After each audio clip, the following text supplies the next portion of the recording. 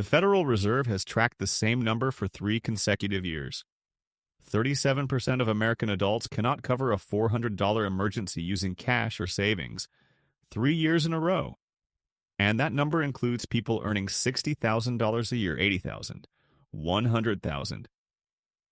This is not a poverty statistic. This is a behavioral one.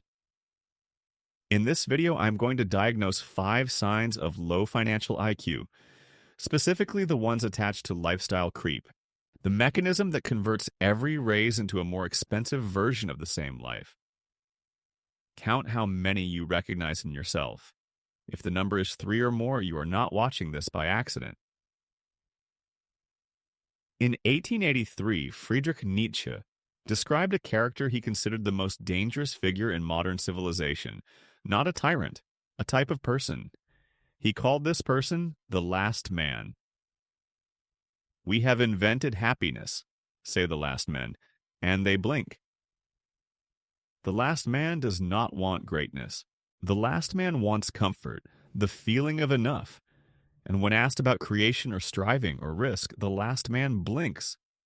That blink is not confusion. It is a choice. The choice to never look directly at the machinery. Lifestyle creep is the financial expression of last man psychology, the automatic conversion of increased income into increased comfort, with no movement toward anything permanent. Here is the behavioral fingerprint it leaves behind. Sign 1. You gave yourself a raise when your employer did. In 2023, LendingClub and PAYCHECK published their reality check report on American financial behavior. The finding that should concern you most: approximately 40% of Americans earning more than $100,000 per year live paycheck to paycheck.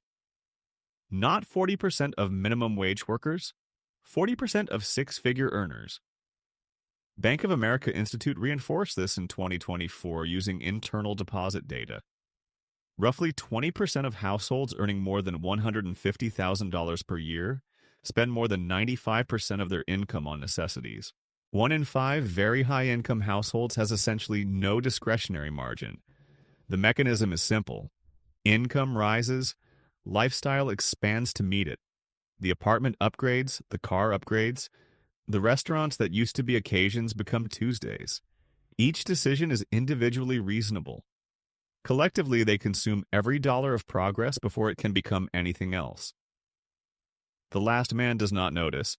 The results feel like progress. They are not progress. They are a more expensive version of the same problem. Sign 2. You think you know your monthly expenses. You do not. In 2022, C+R Research surveyed 1,000 American consumers and asked them to quickly estimate their monthly spending on subscriptions. The average guess, $86 per month. Then the researchers asked respondents to itemize every actual subscription charge. The average reality, $219 per month, a factor of 2.5, off by more than 200%. 30% of respondents underestimated by $100 to $200. And that is only subscriptions. Bango's 2025 research found that the average American now carries 5.4 active paid subscriptions with 3 streaming services per household alone. Here is what this means in practice. 219 minus 86 is $133 per month invisible. That is $1,596 per year exiting your account without a clear decision being made. Not in one transaction. Not in something you would call a mistake. In friction. In set it and forget it charges the last man arranged long ago and has not looked at since. The last man does not know his actual monthly cost because he arranged his finances so that certain kinds of looking are never required. Read that again. A high financial IQ does not require knowing every number to the dollar. It requires refusing to not know. Sign 3. Your most expensive asset is losing value every month. Experian's State of the Automotive Finance Market for Q4 2025 reports that the average monthly payment on a new vehicle in the United States reached $767. $767 per month.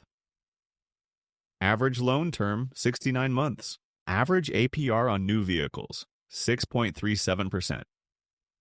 81% of new cars purchased in 2025 were financed.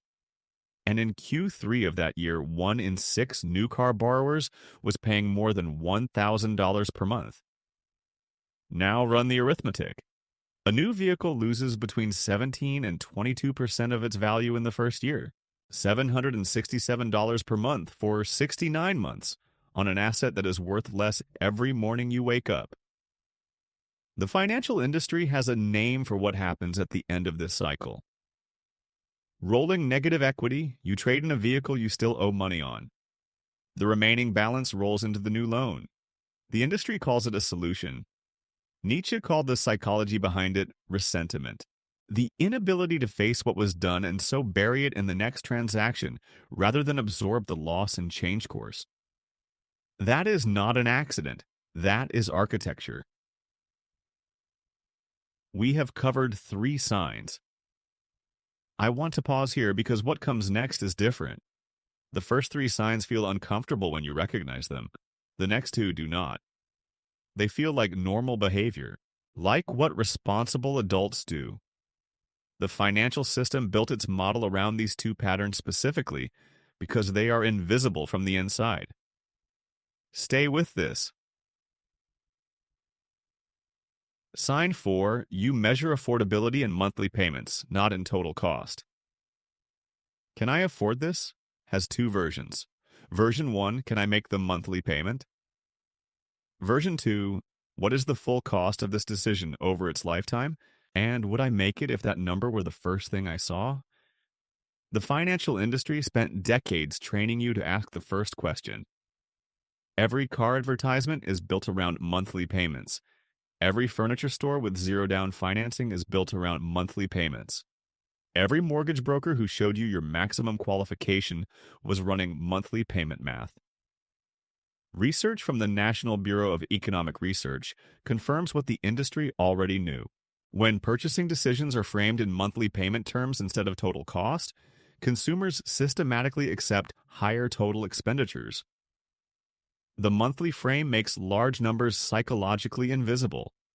A $45,000 vehicle becomes $767 a month.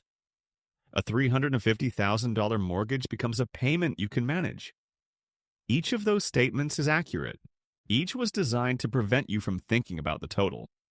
When your affordability calculator runs on monthly payments, you are using the system's tool. You are not making a financial decision. You are operating inside someone else's financial model. Sign 5. You feel financially anxious at an income most of the world would call wealth. The Federal Reserve has confirmed for 3 consecutive years that 37% of Americans cannot cover a $400 emergency. LendingClub found that the average emergency actually costs $1,700. Up 16% year over year. And nearly half of Americans cannot handle a $1,000 expense without going into debt. These numbers apply across the income spectrum, because income is not the variable. In 1978, Philip Brickman, Dan Coates, and Ronnie Janoff-Bullman published a study in the Journal of Personality and Social Psychology titled Lottery Winners and Accident Victims. Is happiness relative? They found that major lottery winners were not significantly happier than control subjects after adaptation.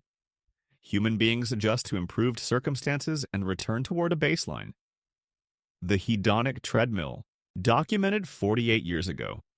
The American consumer economy was built on the assumption that you would never consciously account for it.